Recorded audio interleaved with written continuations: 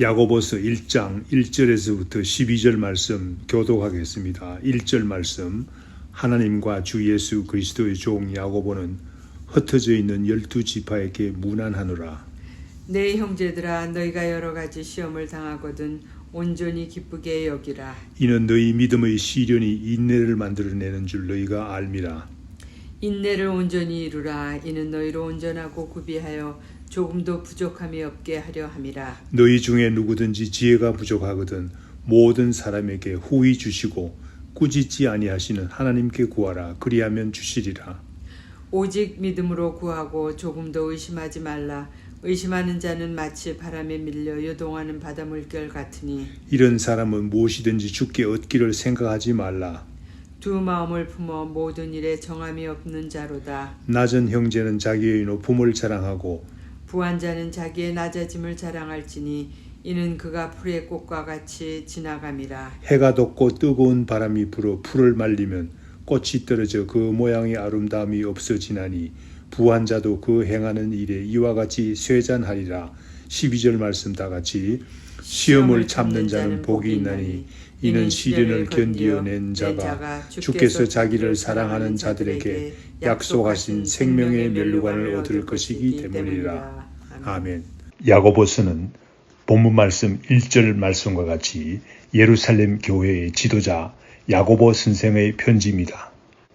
나그네와 같이 여기저기 흩어져 살고 있는 여러 성도들에게 문안하며 위로와 격려를 주기 원하는 편지입니다.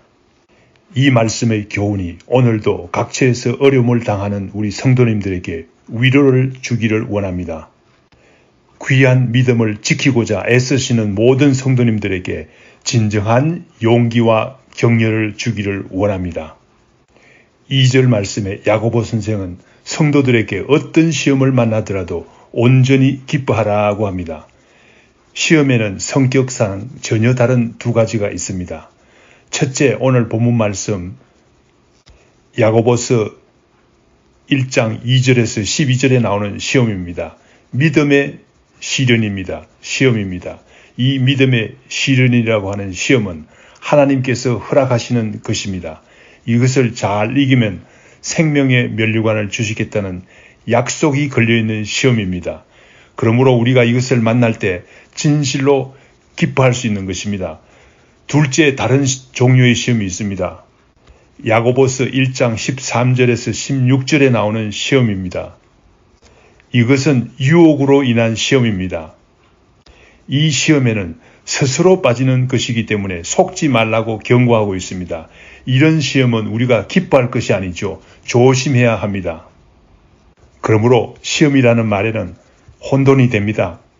그러나 오늘은 본문 말씀에 나오는 믿음의 시련, 믿음의 시험에 대해서 말씀드리겠습니다. 믿음의 시련들을 우리가 잘 감당해야 하는데 이것이 쉽지 않습니다. 아시는 분들은 알지만 믿음의 시련이 닥쳐올 때는 해결할 길이 없어 보이는 것입니다. 이것이 문제입니다. 그런데 해결할 길이 없는 믿음의 시련이 올 때 이기는 길은 하나님께서 주시는 지혜입니다. 아무리 노력해도 해결할 길이 없어 보입니다. 그래서 어떤 연예인들은 자살도 합니다. 그러나 길이 있습니다. 하나님께서 주시는 길, 하나님께서 주시는 지혜를 가질 때 이길 수가 있는 것입니다. 우리가 이런 시험을 당할 때 우리가 꼭 기억해야 될 말씀이 있습니다. 고린도전서 10장 13절 말씀입니다. 사람이 감당할 시험 받기는 너희가 당한 것이 없나니 오직 하나님은 미쁘사 너희가 감당하지 못할 시험 당함을 허락하지 아니하시고 시험 당할 즈음에 또한 피할 길을 내사 너희로 능히 감당하게 하시느니라. 그렇습니다. 하나님께서는 우리가 감당하지 못할 시험 당함을 허락하지 아니한다고 했습니다. 믿음의 시련을 허락하시지만 또한 피할 길을 주신다고 합니다. 이 말씀은 한마디 한마디가 귀합니다. 시험 당할 즈음에 우리가 미리 걱정해도 도움이 안 된다는 말입니다. 시험 당할 그때에 피할 길을 주신다고 합니다. 아무리 시험이 크고 감당할 수 없을 것 같이 보여도 하나님께서 주시는 지혜는 어떤 시험도 이길 수가 있다고 말하는 것입니다. 5절 말씀과 같이 하나님께 지혜를 구합시다. 5절 말씀, 너희 중에 누구든지 지혜가 부족하거든 모든 사람에게 후히 주시고 꾸짖지 아니하시는 하나님께 구하라. 그리하면 주시리라. 그렇습니다.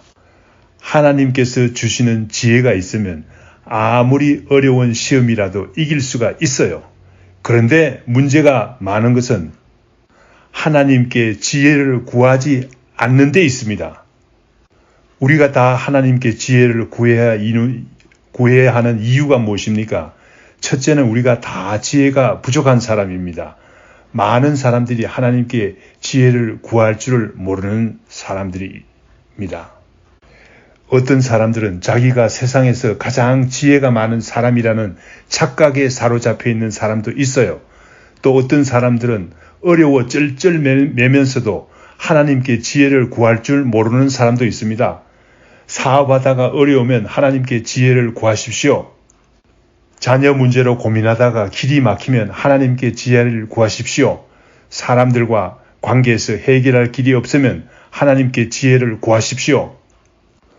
앞길이 캄캄하면 하나님께 지혜를 구하고 인도하심을 받으시는 것이 좋지 않겠습니까?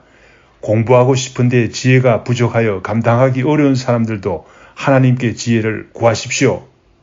하나님께 지혜를 구해서 재미 본 사람을 소개해 드리겠습니다.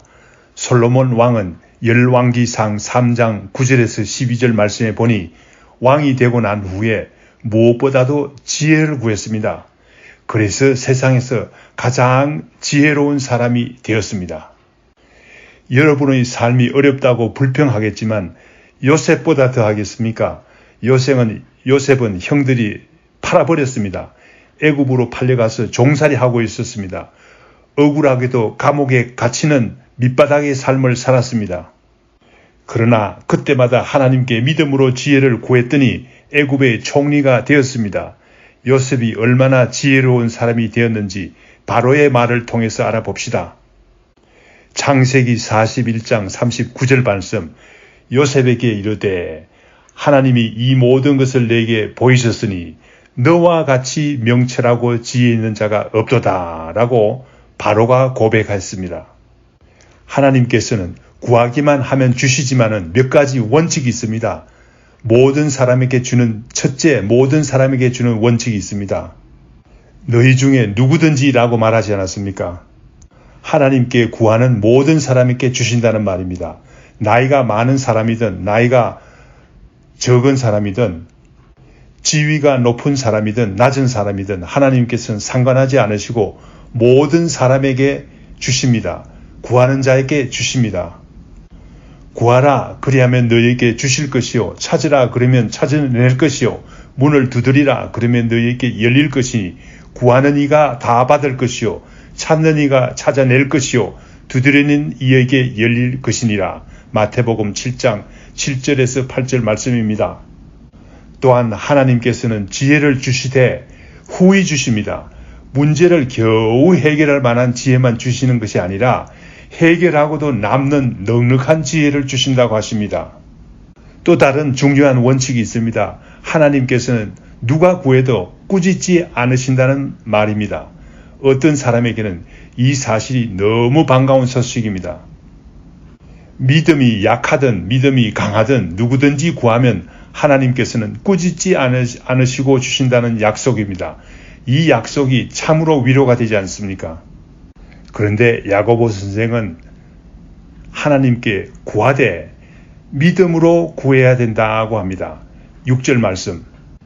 오직 믿음으로 구하고 조금도 의심하지 말라. 의심하는 자는 마치 바람에 밀려 요동하는 바다 물결과 같으니 이런 사람은 무엇이든지 주께 얻기를 생각하지 말라. 그렇습니다. 믿음으로 구해야 됩니다. 우리가 하나님께 지혜를 구할 때는 믿음으로 구해야 된다는 말입니다. 하나님께 무엇을 구하는 기본적인 태도입니다. 하나님께 구하면 믿음이 없다면 얻을 수가 없습니다. 마태복음 8장 5절에서 13절 말씀에 한 백부장의 이야기가 나옵니다. 이 백부장의 하인이 중풍병으로 몹시 괴로워하고 있었습니다. 예수님께 고쳐달라고 했습니다. 예수님께서 가서 고쳐주겠다고 약속했습니다. 그때 백부장이 대답합니다. 아닙니다. 다만 말씀으로만 하시옵소서. 그러면 내 하인이 낫겠습니다. 라고 백부장이 대답합니다. 예수님, 저도 군대에서 남의 아래에서 일하고 내 아래에도 군사가 있습니다. 그런데 그들에게 가라 하면 가고 오라 하면 옵니다. 이것을 하라 하고 예수님께서 말씀만 하시면 낫습니다. 라고 백부장이 말합니다. 그때 예수님께서 백부장의 믿음을 칭찬하시면서 말씀했습니다. 이스라엘 중 아무에게서도 이만한 믿음을 보지 못하였노라 라고 하셨습니다.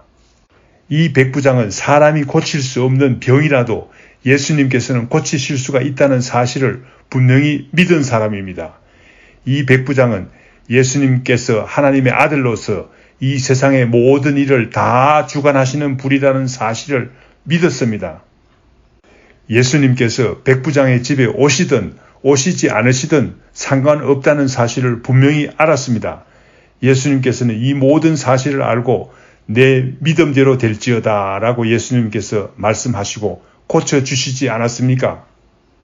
믿음으로 구하여 얻은 사람들 가운데 한 가나안 여인을 빼놓을 수가 없습니다. 마태복음 15장 21절에서 28절에 나오는 이 여성은 딸이 흉악한 귀신이 들렸습니다. 예수님께 고쳐달라고 했습니다. 처음에는 한 말씀도 대답하시지 않으셨어요. 이 여성이 너무나 딱하였던 모양입니다. 소리를 질렀던 모양입니다. 제자들이 듣고 시끄러우니 그냥 보내시는 것이 좋을 듯 합니다. 라고 했습니다. 이 여성은 이러한 상황 가운데서도 절하며 도와달라고 했습니다. 예수님께서는 어떻게 말씀하셨습니까? 자녀들의 떡을 취하여 개들에게 던짐이 마땅하지 아니하니라 라고 했습니다. 예수님께서는 모욕적인 말씀까지 하셨습니다. 그러나 이 여성은 이 말씀에 굴하지 않고 예수님께서 고쳐주실 분이라는 믿음을 놓지 않았습니다. 개들도 제 주인의 상에서 떨어지는 부스러기를 먹나이다 라고 하면서 끝까지 믿음을 버리지 않았습니다. 이때 예수님께서 내 믿음이 크도다 내 소원대로 드리라 라고 하셨습니다. 백부장과 같은 사람이 없습니다. 스로보니게 여인과 같은 믿음의 사람들이 구하는 것을 얻습니다. 그러므로 우리도 하나님께 지혜를 구할 때 믿음으로 구해야 되겠습니다. 마태복음 21장 22절 말씀에서도 예수님께서 말씀하셨습니다. 너희가 기도할 때 무엇이든지 믿고 구하는 것은 다 받으리라 하고 했습니다. 그런데 6절 하반절부터 8절 말씀까지 보면 의심하면 얻지 못한다고 합니다. 구해도 얻지 못하는 사람들이 있습니다. 왜 얻지 못합니까? 믿음으로 구하지 않기 때문입니다. 의심하며 구하는 자는 얻지를 못합니다. 의심하는 자를 바람에 밀려 요동하는 바다의 물결과 같다고 했습니다. 바다 물결은 바람이 부는 방향에 따라 이리 밀리고 저리 밀리고 하는 사람입니다. 이런 사람은 무엇이든지 주께 얻기를 생각하지 말라고 했습니다. 믿음이 없이는 구해도 얻지 못하는 이유를 히브리서 11장 6절 말씀에서는 다음과 같이 설명하고 있습니다. 믿음이 없이는 하나님을 기쁘시게 하지 못하나니 하나님께 나아가는 자는 반드시 그가 계신 것과 또한 그가 자기를 찾는 자들에게 상 주시는 이심을 믿어야 할지니라. 이 말씀에서 말씀하는 바는 무엇입니까? 의심하는 자가 얻지 못하는 이유를 하나님을 기쁘시게 하지 못하기 때문에 그렇다고 말합니다. 의심하는 자는 하나님께서 계신 것을 확실히 믿지 못합니다. 또한 하나님께 구하면서도 하나님께서 꼭 주신다는 사실을 믿지 못하고 있습니다. 8절 말씀에서 의심하는 자들은 두 마음을 품은 사람으로 규정하고 있습니다. 정함이 없는 사람이라고 합니다. 그러므로 이런 사람들은 얻지 못한다고 말씀하고 있습니다. 본문 말씀 9절에서 12절에서는 가난과 부함도 믿음의 시련이라고 밝히고 있습니다. 가난할 때 믿음의 시련을 받아서 넘어지는 사람들이 많습니다. 경제적으로 어려울 때라 또 믿음을 지키고 시련을 이기는 것이 주님께서 바라는 것인 줄 믿습니다. 이것이 순수하고 진실한 믿음이 아니겠습니까? 본문 말씀 9절에서는 모든 것이 잘 안 되고 어려울 때, 가난할 때 자기의 높음을 자랑하라고 말하고 있습니다. 우리가 가난할 때 기억해야 될 말씀이 있습니다. 베드로전서 2장 9절 말씀입니다. 그러나 너희는 택하신 족속이요 왕같은 제사장들이요 거룩한 나라요 그의 소유가 된 백성이니 이는 너희를 어두운 데서 불러내어 그의 기이한 빛에 들어가게 하신 이의 아름다운 덕을 선포하게 하려 하심이라 라고 했습니다. 그러므로 가난하다고 기가 죽을 필요가 없습니다. 그런데 하나님께서는 어떤 사람들에게는 부함을 허락하시기도 합니다. 이것도 믿음의 시련이라는 말입니다. 하나님께서 허락하신 부함으로 인해서 믿음이 더욱 귀해지는 것이 아니라 더욱 나태해지고 믿음이 오히려 퇴보한다면 믿음의 시련에 넘어지는 꼴입니다. 하나님께서 부함을 허락하실 때 이것을 믿음의 시련으로 생각해서 더욱 겸손해지고 낮아지는 자세를 취할 줄 알아야 되겠습니다. 부라는 것은 풀의 꽃과 같다고 했습니다. 꽃은 피어 있을 때 대단히 신비합니다. 영광스럽습니다. 그러나 해가 돋고 뜨거운 바람이 불어서 풀이 마르면 꽃도 떨어지고 아무 쓸데없는 것이 됩니다. 재물에 너무 마음을 빼앗기지 맙시다. 재물이 있을 때 주를 위해서 쓰는 것이 얼마나 지혜롭습니까? 마지막으로 12절 말씀이 있겠습니다. 시험을 참는 자는 복이 있나니 이는 시련을 견디어 낸 자가 주께서 자기를 사랑하는 자들에게 약속하신 생명의 멸관을 얻을 것이기 때문이라. 그렇습니다. 우리가 믿음의 시련이 올 때 주님께서 주시는 지혜를 얻어서 이것을 잘 극복해야 되겠습니다. 왜냐하면 우리가 믿음의 시련을 잘 극복할 때 우리 주님께서 약속하신 생명의 면류관을 받을 수 있기 때문입니다. 다 같이 기도하겠습니다. 하나님 아버지, 저희들도 믿음의 시련을 이겨서 온전한 인내를 이루고 싶습니다. 온전하고 구비하여 하나님께서 쓰는 사람이 되고 싶습니다. 이것이 우리의 간절한 소원입니다. 그런데 문제가 있습니다. 우리가 시험을 잘 감당해야 하는데 이것이 쉽지 않습니다. 지혜가 부족합니다. 하나님께서 지혜를 주시기를 간절히 빌고 원하옵나이다. 믿음으로 구하게 하시옵소서. 의심하면 얻지 못한다고 말씀하시지 않았습니까? 믿음으로 구하게 하시옵소서. 우리가 다 생명의 면류관을 얻을 수 있게 되기를 간절히 바라고 원하옵나이다. 이 모든 말씀 예수님 이름으로 기도드립니다. 아멘. 하늘에 계신 우리 아버지여, 이름이 거룩히 여김을 받으시오며 나라의 임하옵시며 뜻이 하늘에서 이룬 것 같이 땅에서도 이루어지이다. 오늘날 우리에게 일용할 양식을 주옵시고 우리가 우리에게 죄 지은 자를 사하여 준 것 같이 우리 죄를 사하여 주옵시고 우리를 시험에 들게 하지 마옵시고 다만 악에서 구하옵소서. 대개 나라와 권세와 영광이 아버지께 영원히 싸움나이다. 아멘.